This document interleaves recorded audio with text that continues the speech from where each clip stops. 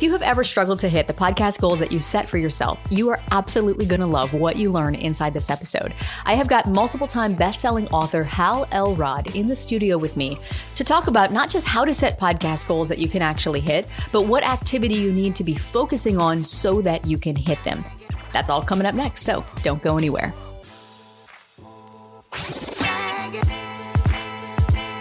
Welcome to Insider Secrets to a Top 100 podcast. I'm your host, Courtney Elmer. Let's make your business bingeworthy.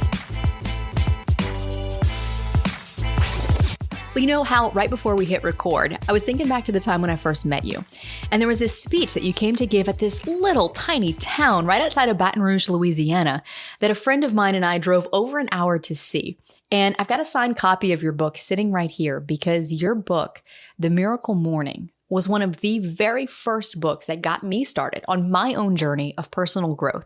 So to have you here is like a full circle moment today. So thanks for being here. No, thank you for having me. And that it is so cool. I lit up when you showed me the copy, the signed copy, and brought back the memory, that we were together in Louisiana. Really, really cool. And it is amazing how things do kind of come full circle. So thanks for having me.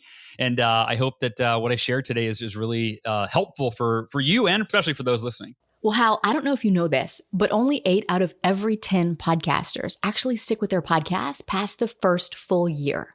So if you're listening right now and you are still in the game, then kudos, because it is so much easier to give up in podcasting than it is to keep going.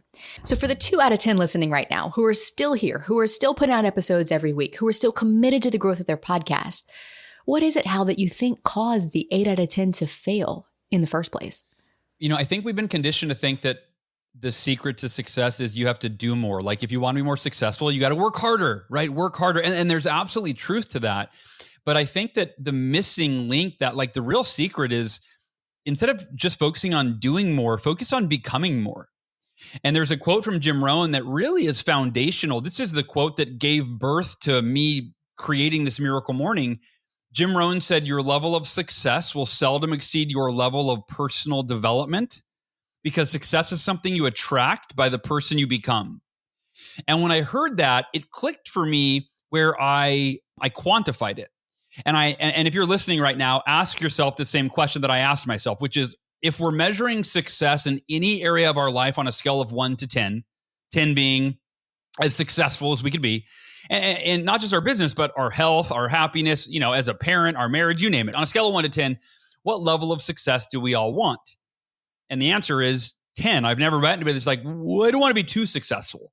I'm okay with like a 7. Now, I think there's an innate drive and desire within all of us to experience everything that we can in this life and fulfill our potential. Yet most of us wake up every day and life stays kind of the same. And when I heard that quote from Jim Rohn, I went, okay, on a scale of 1 to 10, I want level 10 success. But as Jim is saying, your level of success will seldom exceed your level of personal development. So the next question that I asked myself, that you can ask yourself, is what's my level of personal development? And personal development is it's a pretty broad term, right? But it's your mindset, your belief, your knowledge, right? It's who you are as a person. How do you show up every day on a scale of 1 to 10? And when I heard this quote, it was 2008. The economy was crashing. I was crashing. My business was failing. My house was being foreclosed on. I was swimming in credit card debt. I was depressed for the first time in my life. I was a mess. And when I asked myself on a scale of 1 to 10, where's my level of personal development? I was like, maybe like a 2 or a 3 on a good day. And I believe that's the disconnect for the majority of society. We all want level 10 success, but we're not focused on becoming a level 10 person. We're staying the same and just trying new tricks and tips and strategies. And so that was my real epiphany, is I've got to create the most extraordinary personal development ritual in the history of humanity, combining the best of the best practices that the world's most successful people have sworn by for centuries. That was my theory. I thought if I create the most extraordinary personal development routine, then I can accelerate how quickly I become a level 3, 4, 5, 6, 7, eventually a level 10 person. And once you become a better version of who you are, your level of success tends to parallel who you become. And it happened so fast. Within 2 months, I doubled my income in a declining economy. I went from being in the worst shape of my life to committing to run a 52-mile ultra marathon because I hated running. And I thought, what better way to become more than I am now than commit publicly to run 52 miles in a day to raise money for charity. I thought, if I have to figure out how to do, I've never run more than a mile. That was like, and I hated running the mile in PE class in high school. So how the hell am I going to, I don't know how to do that, but I'm going to figure it out. I'm going to become that person.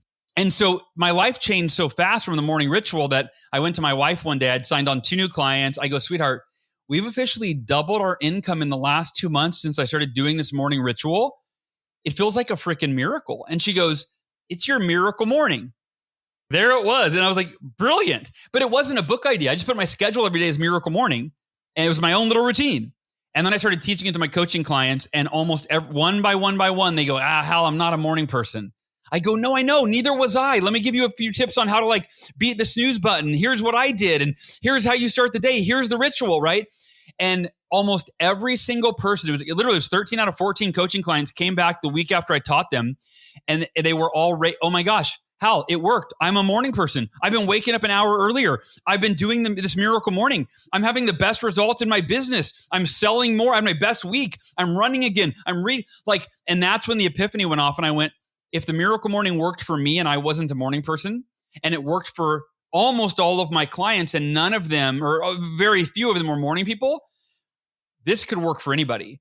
And that's when I was like, I have to write a book and share this with the world. And it took 3 years and I self-published it. And there's a whole story to that. I believe that's the biggest problem for people, is that we're focused on doing more without becoming more. And it's kind of like putting the cart before the horse. 100%. So Hal, when it comes to setting goals for your own podcast, for our podcast, or for any other area of life, we know the standard advice: make your goal clear, make it measurable, set a deadline, and then be consistent. Just be consistent. Do the thing every day. Small wins. Celebrate the small wins. And a lot of podcasters are out there following this advice. They're putting out great content. They're lining up awesome guests. They're actively promoting their shows on social media, but they're still not seeing an increase in downloads. So from your perspective, what critical element might they be overlooking in this process? So one, I would honestly say not to be too attached to a metric around growth. But the way that I do incorporate a metric is the old school wheel of life exercise. In the Miracle Morning, I reference that, and there's a 30-day kit that people can download and fill out with their first 30 days of their Miracle Morning. But it starts with why are you doing this? You don't do the Miracle Morning, you can do it just because you grow and you evolve and you feel better every day. It's kind of like hitting the reset button. But ultimately, for me, I'm a results-oriented person. And that's where the entire Miracle Morning, it's a lot of practices that are age old, like affirmations, but I feel like they've been taught the wrong way. They've been taught in a way that you're deluding yourself saying, I am wealthy, even if you're not. And so for me, I'm like, no, I want to design my entire Miracle Morning, my morning ritual, to produce the results I want in my life. And so the wheel of life is essentially, right, what are these? It's 8 to 10 areas of your life. The way I do it, it's 10, right? But it's your health, fitness, relationships, happiness, finances, business, contribution, et cetera, right? So it's these areas. And then you ask yourself, on a scale of 1 to 10, where am I? What would a 10 look like? If I were to measure the best I could imagine my life being in this area, what would that look like? And where am I now on that, on a scale of 1 to 10? And that's where I committed to run the ultra marathon, because I was like, I haven't worked out. When I started the Miracle Morning, I hadn't worked out in 6 months. I was in the worst shape of my life. My body fat percentage had tripled because I lost all my money. So I was living on cheap food, on and on and on. And I went on a scale of 1 to 10, my fitness right now is at a 2 or a 3. And I thought, what would be a level 10? I thought, running an ultra marathon. I don't even know what, I've never run more than a mile, right? But so that was how I quantified it, is I defined, what does it look like? What's the best I could imagine it being? Okay, how can I move in that direction? And I trained for 6 months and then I completed that, right? And you can look at your business, the Miracle Morning. My goal was to sell 1 million. It was change 1 million lives one morning at a time. So the metric was to sell 1 million copies of the Miracle Morning with the year that it came out. And this is maybe a little bit of a tangent, but I think it's such an important story if you're a business owner, because we always look at people that have achieved a level of success and go, wow, I wish I had what they have. And we always hear this, but it's you don't see the journey. You don't see how hard it was. You don't see the failure. You don't see all of those things. So My goal the first year Miracle Morning came out was change 1 million lives one morning at a time. I did everything in my power, Courtney, to do that. I was on over 150 podcasts like this one, sharing the message. I launched my own podcast and did 50 episodes. I gave 36 speeches around the United States and Canada. I was on over a dozen, it was like 13 morning television shows, both national shows like NBC's Daytime and then little local morning shows like Good Morning Sacramento. I nurtured my Facebook community. I think I did everything I could to sell 1 million copies. And I sold 13,000 copies that year. Now, I want everybody to do a little math with me. I was 987,000 copies short of my goal. That means I missed it by 98.7%. And so if you've ever failed, or if you're not where you want to be right now on your journey toward that first 100K year, that first 7-figure or whatever, I want you to really internalize this. At the end of the year, how did I feel? Was I discouraged? Absolutely. I did the math, and I think it added up to like it was going to take me 117 years at that rate to reach my goal of 1 million people. And so I was a little discouraged, but I believe in giving it everything you have until you finally get there, however long it takes. And so I just recommitted. I dusted myself off, and I was like, all right, didn't happen the first year. I don't know what I could do differently, honestly. Like I really did everything I could, but I'm just going to give it everything I have again. And I went out the year and I tried to sell 1 million copies again the next year, and I sold 23,000 copies. So I was at like 36,000 in the first 2 years. Again, I'm still like 100 years away from reaching the goal, but I just kept giving it everything I have. And it took 6 years to surpass 1 million people's lives impacted, 1 million books sold, but now it's like 3.5 million books in the last few years since then. And so I just want to say this, that whatever it is that you're working towards in your life or your business, I think one of the most important paradigms that you can adopt is to be at peace with where you are every single day. Be at peace with where you are while you maintain a healthy sense of urgency to get where it is that you want to go. And keep in mind, like the big picture, which is you'll eventually get there. It might take you 10 years, right? They say it takes 10 years to be an overnight success. Totally true. But here's the distinction. When you finally get to the point in your life or your business that you've been working so hard for so long, you almost never wish it would have happened any sooner.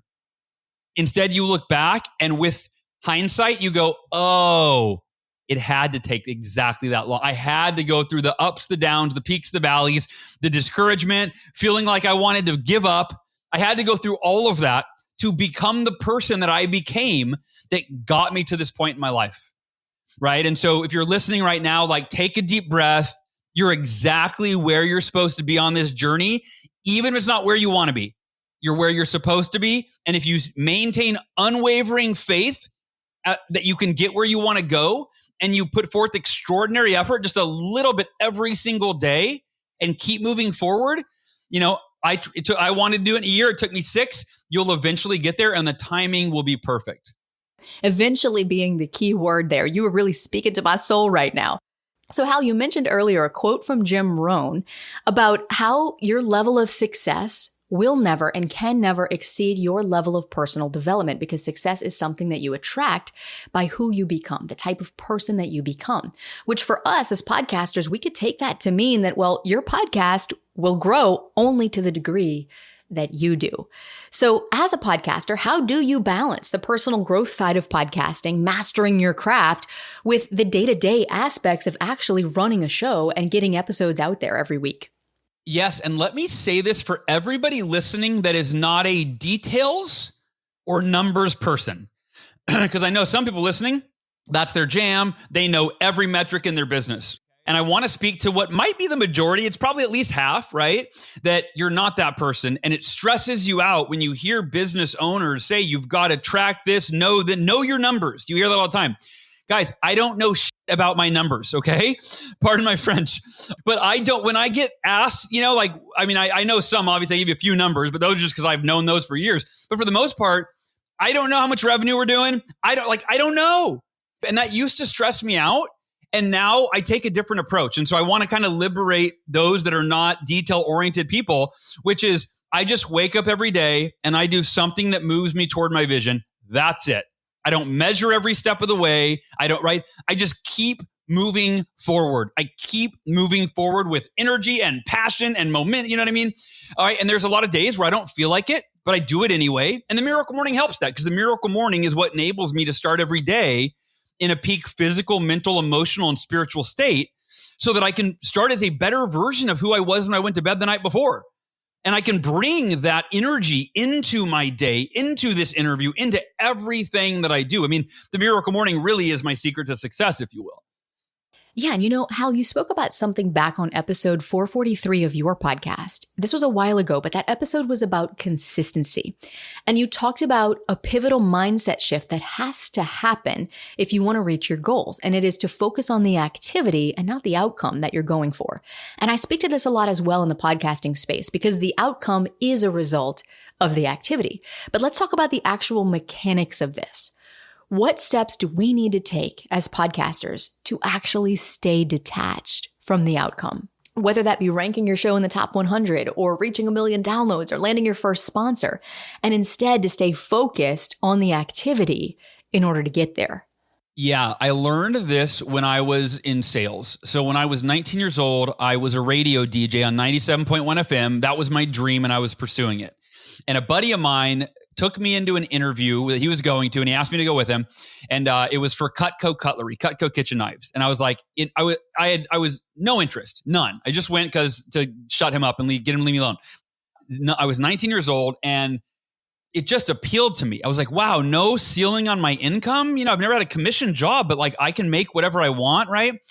And so I decided to give it a shot. And I was doing Cutco during the day and DJing at night. And after 3 weeks, I quit the radio. I quit my dream job because I was earning so much money with Cutco. I mean, I was earning, like $7 an hour DJing on the radio. And with Cutco, I earned like $3,000 my first 10 days. So I was like, okay, that's like months worth of radio DJ money, right? So I went through Cutco. And if you've ever been in sales, the way my manager described it is, he says, sales is a microcosm for life in terms of adversity. Like the average person faces rejection every once in a while. You'll face it 10 times a day. Like people on the phone will say, don't ever call here again. You'll go to an appointment. Someone will say, I don't want to buy. And he said, disappointment. You're going to set a goal. You're going to miss your goals every day, every week. So it's like, he really set you up for like, oh, wow. Okay. He said, but if you can succeed in sales, you can succeed at everything, because you're going to overcome more of what stops most people from succeeding on a daily basis than they do in like, a year. And so one day, about a year and a half into my career, I was making calls one night, and I had a bad week. People didn't buy from me. And on that, I made like 20 calls one night, and nobody scheduled with me. And like the last lady I talked to was like, don't ever call here again, click, and hung up on me.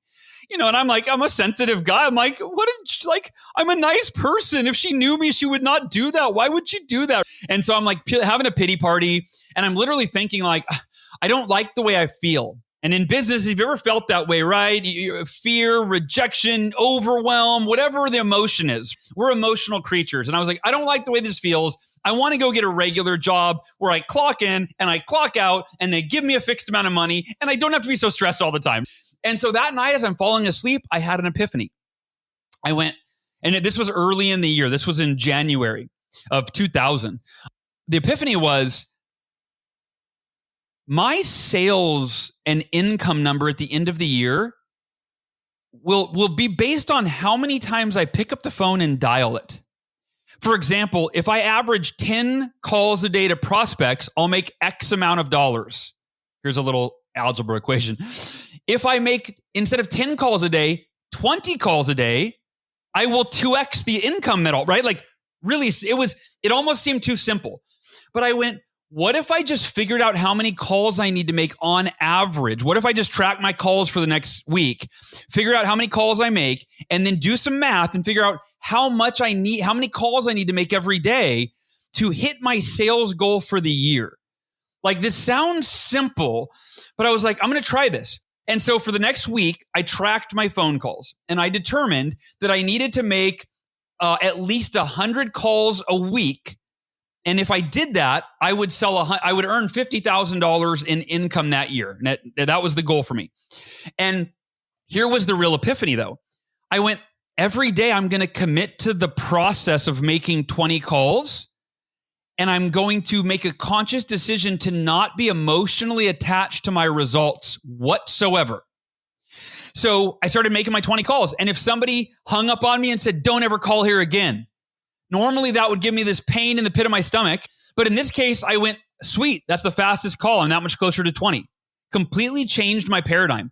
And I would make my 20 calls, and it didn't matter if I set 0 appointments or 10 appointments. It didn't matter if everybody was rude to me.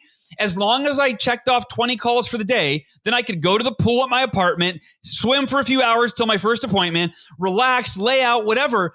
And I didn't have to feel any stress toward my job because I knew the averages would work out. And the next 4 months, there were 60,000 sales reps in the Cutco company at that time, roughly, that I was essentially competing against, right? There were standings every week. At the end of 4 months, I made 20 calls a day, 5 days a week. I felt zero stress over anything. I was probably the only sales rep in Cutco that I just had no stress. I was like, I'm not emotionally attached to anything. I just make 20 calls a day. That's it. I'm like a robot, if you will, right? I mean, I bring energy and enthusiasm, but I'm a robot otherwise, right? At the end of those 4 months, which was our first campaign for the year, there's 3 campaigns, I was the number 1 rep out of 60,000 reps in Cutco. Number 1. And but maybe best of all, I had the easiest job in the world. They had this up and down roller coaster that I used to have, right? It's like, oh my God, such a stressful job. Good days, bad weeks, bad weeks. Some days you just want to quit. You just want to give up. I'm like, I don't know what you're talking about. I just pick up the phone and I dial a phone number. I do that 20 times a day. And then I just enjoy the rest of my life. Like that was my new world. So if you're listening, right, and to what you're talking about, I mentioned that I'm not a numbers guy. The only place I'm a numbers person is in the process. I figure out what do I need to do every day. When I was with doing Miracle Morning, I need to do at least one. I had a little checklist. I need to put at least one social media post. I want to either do one interview or reach out and secure one interview, right? I just had a few different tasks and I committed to do these every day. As the earlier I do them, I can check them off, be done for the day. So the secret, I believe this is another secret to success. Be committed to the process, whatever that is for you, without being emotionally attached to your results. And eventually, because like you said, every outcome, every result is preceded by the process. You can apply this to every area of your life. You want to lose weight? Don't step on the scale and worry about it. Just go exercise 20 minutes a day. Do cardio. You know what I mean? Like just do it. Move forward. Enjoy your life. This one life you've been given. It's too short to stress over. And eventually you'll get to wherever it is that you're moving towards. Not as soon as you want it to, most likely. That's part of the process. You just gotta keep going. Yes. And to actually have faith in the process, to have faith in your abilities, to believe in your own abilities, and to trust that you actually will get there. It might not be on your timeline, but that it will happen in time when you believe that it will happen in time. This is so key and something I feel like I am very much still learning and still working at learning every single day. You know, Hal, I've got one more question for you, and it's a bit of a personal one because I know that your mission is to elevate the consciousness of humanity. And that's just such a beautiful sentiment right there. And I'm wondering, can you unpack that for us and tell us more about what you mean by that specifically? Yeah, I don't get asked that a lot, which is great. I appreciate that. So when I set out with the Miracle Morning, right, I self-published the book, and my mission was, and I wrote down like in writing, my mission, I read it every day in my affirmations. My mission is to change 1 million lives one morning at a time. Because as a new author, that was beyond that. Like to me, that was like, that was huge. You know, I mean, how many authors sell 1 million books? Not very many. So I was like, that might take the rest of my life. I'm going to go for it in a year, but it might take the rest of my life. I was realistic. And then once we reached 1 million, once I sold 1 million books, I go, okay, well, I need a new mission. And so then I went from 1 million to 1 billion. That was like the thing. And again, like a stretch beyond where I could imagine. And then I go, why put a number on it? Why not just be on a mission for the rest of my life to elevate the consciousness of humanity? Every person, right? Yes, 3 million people have read the Miracle Morning. That means 7 or 8 billion have never probably heard of it. And so my mission is for the rest of my life, I've got to do what I'm doing right now, which is share it with as many people as I can. And here's what I mean by elevating the consciousness of humanity. the way that I look at elevating consciousness, our consciousness is who we are at the most fundamental level. If you ask somebody, who are you? They'd say their name. And you go, well, that's just a words that your parents assigned you. You're more than your name. And then you go, oh, I'm a 43-year-old man. You go, well, but wait, when you were a 10-year-old boy, wasn't it the same you looking through those eyes in the mirror at that 10-year-old body? So you're not the body, you're right. So on and on and on. And so to me, consciousness is the most fundamental component of who we are as a spiritual being. And so elevating our own consciousness, it kind of goes back to that metric of on a scale of 1 to 10. It's elevating our awareness of how our thoughts, words, and actions impact ourselves and the people and the world around us. So elevating our own consciousness is waking up every day and dedicating time to becoming a better version of ourselves in every way, mentally, physically, emotionally, spiritually, relationally. I'm trying to be a better husband every day, a better dad every day, a better leader every day, a better human being every day. I'm trying to be kinder, happier, more confident, you name it. I'm trying to elevate my consciousness in every possible way. And my mission, the Miracle Morning mission, is the more people that do the Miracle Morning, right? We are by default elevating the consciousness of humanity one morning at a time. And I just came back from England yesterday. I was speaking to 1,300 folks in England, and it was for the company Arbonne. And I had so many. It was wild. I said, how many of you read the Miracle Morning? I always ask that question just to get a gauge. Usually it's like 30, 40, maybe 50% at the most. It was 99%. It's actually part of their company requirement that they all do the Miracle Morning, which was, I have never seen that. It was amazing. But I had so many people come up and say, I'm a better mom. Actually, they say mom in England, right? I'm a better mom because of my Miracle Morning. And that's what I realized is when I started the Miracle Morning, it was a selfish pursuit. I was struggling financially and I was desperate. I wanted to turn my life around. And the longer I've done it, the more I've realized that the Miracle Morning is not just about me being a better version of me for the sake of my own success. It's about me being the husband that my wife deserves and the dad that my kids deserve and the human that humanity deserves. And so that's what I mean. It's all of us dedicating time each day to elevating our own consciousness. And then collectively, we are elevating the consciousness of humanity one morning at a time and one person at a time. And I always thank people that tell me to do the Miracle Morning. Thank you for caring enough about yourself and the people you love to dedicate that time every day to becoming the best version of who you can be. And it's safe to say that you were doing that. And you were doing it beautifully. Hal, thank you so much for being here and for sharing your wisdom with us today. Thank you. I appreciate you, Courtney. Thanks for having me. And if you're listening right now and you feel like you need help reaching your goals, whether that be for your podcast or in your relationships or in your business or any other area of your life, make sure you check out the show notes where you can follow Hal's podcast and get a copy of his book that has over 33,000 positive reviews on Amazon. It's called The Miracle Morning. And I read a lot of books, but I can honestly say that this one has changed my life. And then stick around because in the next episode, we are going to be diving even deeper into how to master your craft as a podcast host with a podcasting icon who gets well over 15 million downloads a month to his podcast and whose podcast was named Apple's best and most downloaded show back in 2018. We're going to dive into the exact strategies behind his success and how you can adopt his process to get results like this for your show. That's all coming up next to help you make your business binge-worthy.